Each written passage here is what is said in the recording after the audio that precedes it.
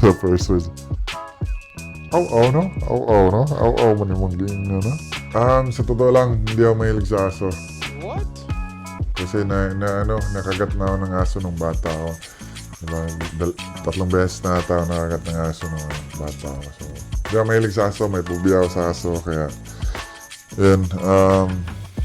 Pero, yun nga. Ngayon, okay na ako sa aso. Okay na. Ito pala si Chewy. Galing to kay Rodney Bronjal.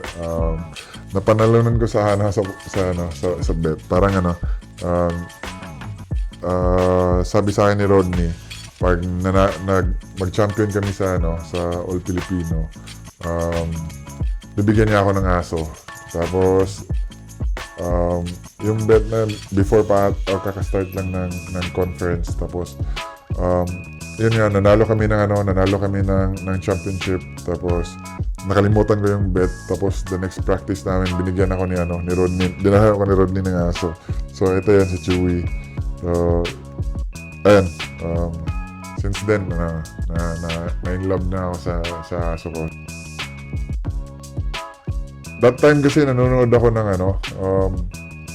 series na sa Queen of the South. Tapos yung may isang doon, hitman, tapos parang loyal na bodyguard.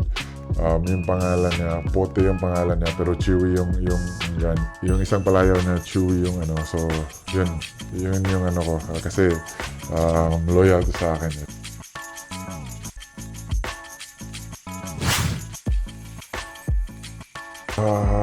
Kasi sobrang matigas ulo nito sobrang stubborn nito So, and then, malambing. So, yun, malambing siya sa malambing siya sa akin. So, ako naman, malambing rin naman ako. So, pero masaya ako na may aso ako. Hindi ko pinagsisihan na may aso ako kasi nga, dati yung bahay sobrang tahimik. Tapos ngayon, dito na si Chewy. So, siya yung companion ko. So, katabi ko siya matulog. Nung dati, kasabay ko siya maligo. So, naliligo siya. So, tapos parang pag may aso ka, parang nag-ano ka rin ng anak. Parang may bata ka na rin, di ba? Kasi, kailangan mo siya dalhin sa vet once a month. So, tapos, kailangan mo siya i-train.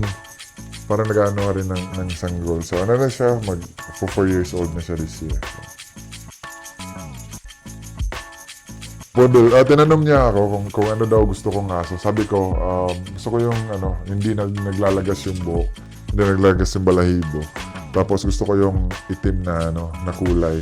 Tapos sige, bigyan kita ng poodle na kasi hindi hypoallergenic ito. Tapos yun nga, itim yung gusto ko. Tapos nakakatawa nga kasi parang 2 beses ko na ata siya naapakan kasi nga yung tiles sa kwarto ko itim yung kwarto ko dun sa kulay ng room ko itim yun, halos itim yun dun So, hindi ko siya nakita, naapakan ko siya. So, pero okay naman siya. So, yun. Ito yung first time ko nag-alaga ng aso. Dati may mga aso kami, aso ng papaw. Pero ng lola ko, ng papaw. Pero yung sarili kong aso, ito yung si Chewy, yung unang aso ko. Yung kapatid ko, may kennel din siya. Tapos, ayun, nag-stop na siya. So, ayun, si Chewy yung pinakauna kong aso. Pag-uwi ako, dinadala ko siya sa probinsya. So, kasabay kami minsan, kasabay kami sa flight. So, nasa siya. Pero dapat yung plane may ventilation man para yun, nag-enjoy siya sa probinsya. Minsan nga, nanonood ako ng mga video sa YouTube, yung sa YouTube channel ko, yung ang tawag doon, nasa probinsya ako, pag narinig niya yung mga ng aso o mga ibon, doon alam niya nanonood nga rin siya kasi familiar siya sa lugar. Yan. Tapos siya yung ano, kalaro ko lagi. Siya yung kalaro ko lagi. Tapos kasama ko siya. Tapos, yun nga, pag may aso ka, parang maano ka eh.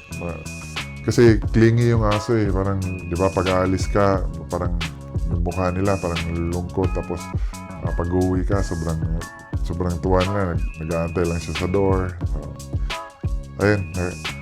So, naano ako sa aso to. Parang, syempre mahal ko na rin yung aso to. Parang bata ko na rin to.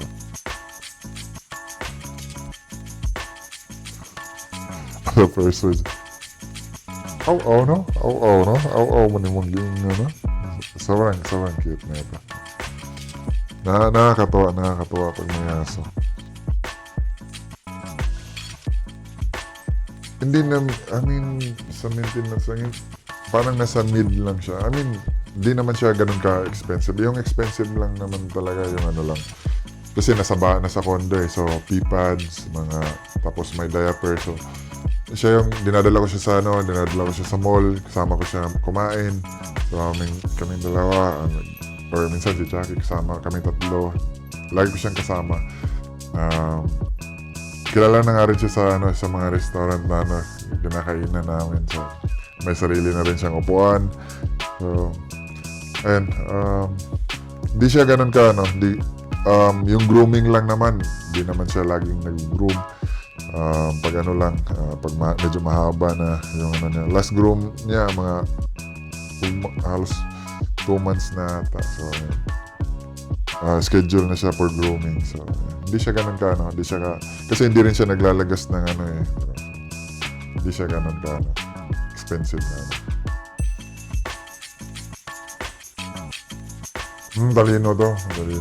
Madalino to. Diba? Tinatanong ko nga sa 1 plus 1, dalawang tahol. 2 plus 2, 4 na tahol. Sobrang talino nito. Yung yung papa nito, sobrang talino. Pinagbantay ng tindahan. Oo nga, sobrang talino. Pinag-cashier sa tindahan. Kaso, parang kinanon bakit? Kasi, nahuli, nangupit eh. Nahuli, nangupit. Diyan, matalino. So, sobrang talino na ito. Tapos, ang lang nito, may sila, parang pag nasaktan sila, parang naano sa utak nila. So, di na nila gagawin yung Meron. Fist bump sir ba? Fist bump eh? Ay, lang. Chuy kami. Ay, tigas na ulo. Nabibinataan eh. So, pero may trick siya sit. Tapos down. Dati mag-roll pa yan. 600.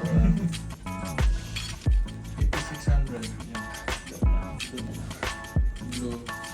Hindi lang sir, doon lang. Parang si John Wick pala to si sir.